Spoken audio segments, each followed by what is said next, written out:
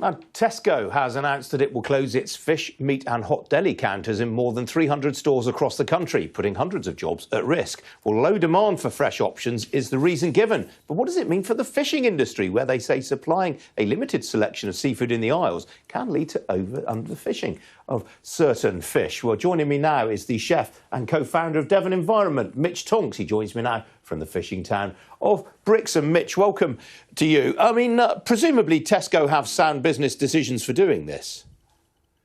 Yeah, I mean, I would have thought so, but I would have thought their big difficulty was actually operating the stores themselves, or the actual counters themselves.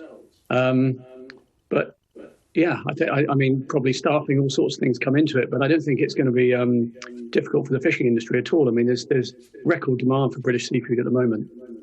So, I mean, you've been quite critical of supermarket fish in the past, that you've said it's days old and often of poor quality. So why are you so worried about this development? I'm not worried about the development. I think probably if you're shopping in a Tesco store, then it's going to be slightly inconvenient. But I think during the pandemic, the advancement of people using the internet to be able to buy all sorts of produce direct has been phenomenal. And there are any number of operators, including ourselves, that are sending fish directly from the port to people's homes. And when you think that bypasses the whole clunky supply chain involving polystyrene and multiple drops, it's the future. And I mean, it's better for fishing too. I mean, fish doesn't have to sit on a counter and wait to be bought and often wasted, meaning fish are needlessly caught. Consumers can now buy direct. So I think it's an opportunity. And you mentioned the buying direct phenomenon. Are you seeing different types of fish gaining in popularity as a result of this? Are people being more experimental? Well, the thing is, they're able to get access directly to the port. So you're starting to see species that the supermarkets wouldn't have stocked in the past. So having access to fresh gurnard, fresh hake, fresh coley, fresh whiting. I mean, you know, Britain has some of the best fish in the world, and over 40 different species landed around its coast. And so now being able to access it direct, I think, is absolutely the way forward.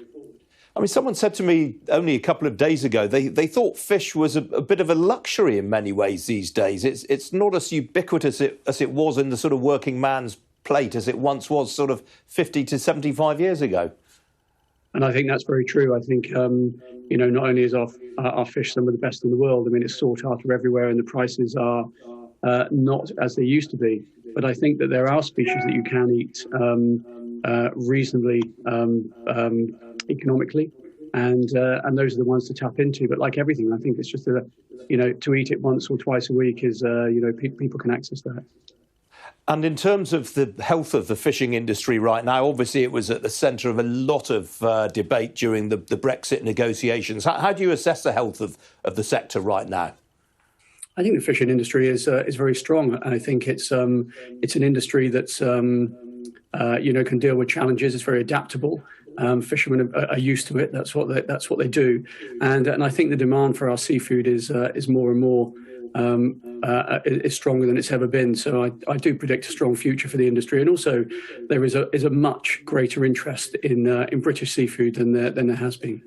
And are our fishermen getting to the key export markets that they want to? I mean, there was a lot of talk about the situation in Scotland recently, for example.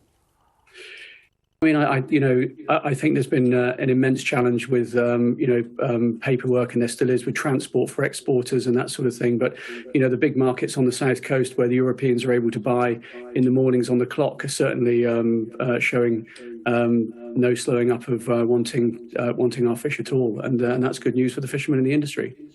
Good to hear. Mitch, nice to see you this morning. Appreciate you joining me. Thank you. Bye-bye.